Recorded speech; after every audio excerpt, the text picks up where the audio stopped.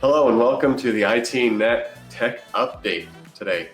So today we're going to be talking about phishing. No surprise, we've been talking about that this month.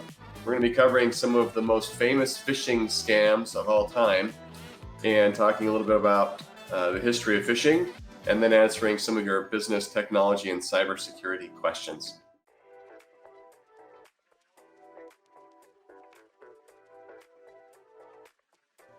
Hello, I'm Michael Kinnett from iTernal Networks, the founder and owner. And every Friday at 1 o'clock Pacific time, we do this live stream on our social media, on our company Facebook and Twitter, and on my personal LinkedIn page. So for those of you that are watching live, thank you for joining in. And those of you that may be watching this after the fact, thanks for taking the time out of your day as well. So as always, if you have any questions, please throw them in the comments below. If you're following on Twitter, send me a tweet. I'll get back to you as soon as I can on this. We love answering any and all business technology and cybersecurity questions. So today, as I mentioned last week, this month is Phishing Month with an F, right? So go out and catch some fish and enjoy the outdoors. And here at iTernal Networks, we've turned it into Phishing Month with a PH. So we're going to be covering phishing topics all month long. We're going to have an in-person event later this month as well. So lots of fun. Well, as fun as we can make, phishing and the risks that are out there around phishing. So today, I wanted to start off by talking a little bit about the history of phishing. So many of you may think that it's something that's only maybe in the last 10 years or so, right? Because that's probably when you've started hearing about it. Well, I was also a little bit surprised when I found out that the first phishing attack, phishing was actually invented, by some criminals, of course, back in 1996. So back when I was in high school and, building computers and setting up basic networks and had AOL online. And some of you may remember those days. Some of you may not. But there was an organization, a criminal organization, that invented phishing. And what they did is it was called AOL, and kind of a creative name, as hackers tend to come up with creative things. So what it was is they were targeting AOL, America Online customers. So they were posing as AOL employees and asking for them to re-sign in or provide their updated credit card information for their billing. And people, this was a new scam, a new thing. People fell for it left and right. It was way more successful back then than some of the phishing campaigns are today. Much lower percentage of responses today as we've gotten a little bit more savvy, a little more educated on the risks of phishing. So that's when it started, 1996. So way back then. So now I want to talk a little bit about some of the biggest, maybe most newsworthy phishing attacks since then. And I figured rather than going back very far, I'd start with something that most of you have probably heard of, something called the Colonial Pipeline hack. So May 7th of 2021, just a little over a year ago, Colonial Pipeline, which supplies around 45% of the fuel to the East Coast of the United States, was shut down. It was taken offline by the company as a result of a cyber attack. The cyber attack was carried out by a Russian hacker group called DarkSide, and no surprise, they got in through phishing. So they phished the company, they got access to a system, they then deployed ransomware across the network, and it literally shut down operations. And rather than risk further exposure and other things, the Colonial Pipeline decided to completely shut down everything, which caused inflation. Fuel prices spiked. I'm not joking, they spiked to $3 a gallon, which was the highest they'd been in a very, very long time. I think any of us today would appreciate only $3 a gallon. But back then, just over a year ago, that was a huge spike.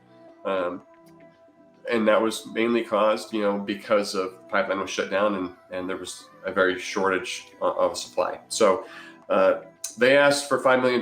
We don't know, to my knowledge, we don't know if it was paid or how if the company recovered from their backups and other things. But, after 4 or 5 days, they came back online and the rest is history. So Most of you probably heard about it. It was huge news last year, and it made the top 5 in the research that I did on biggest and most impactful phishing attacks in the last 20 something years. So another one, this one I thought was interesting. This one's a little bit unique, and I'll explain why here at the end. So this one was targeting both Facebook and Google. The hacker his name's Ivalda. I got to look at my notes here. Rimasauskas. He's from Lithuania. I don't speak Lithuanian or any of those languages, so I probably butchered his name. I don't think he's watching, but if he is, I'm sorry. But he was able to basically steal through these phishing attacks over $120 million from Facebook and Google. And this wasn't a one-time phishing email that he then got that money. He targeted them for a period of time and was able to get, some here, some there. He imitated a company, an Asian manufacturing company of computer hardware, and was able to coerce from employees at both these organizations $120 million. Now you may be wondering, like, well, how do we know his name? Well, we know his name because the professionals that go after cyber criminals caught up with him. They found him, they arrested him, and he served a 60-month prison sentence. I mean, I don't know about you guys, but 60 months for that type of theft seems like a slap on the wrist. But and that's one of the things that's unique about this phishing attack is a lot of them, we know maybe the organization behind it, but that's it. We don't know the individuals, and they're not caught and brought to justice most of the time. Another big one. This one was over in Europe. Krelon Bank, it's a Belgian bank, they lost. Criminals were able to steal from them $75.8 million. And they did this through, it's called whaling. It's another technique that they used. They were able to gain access to the CEO's information, to his signature and other things. And then they sent targeted phishing to the employees, imitating the CEO, and convinced the finance department to transfer $75.8 million to them through this targeted attack. So one of the largest dollar amounts in a single phishing attack ever transferred there. Here's another one here in the United States that was big news back in 2016. Some of you may have heard about it, the Hillary Clinton campaign email hack. And no matter which side, whether you were a Hillary supporter or not a Hillary supporter, Democrat, Republican, Independent, it doesn't matter. But what matters is that this was a targeted phishing attack and may have cost her the election.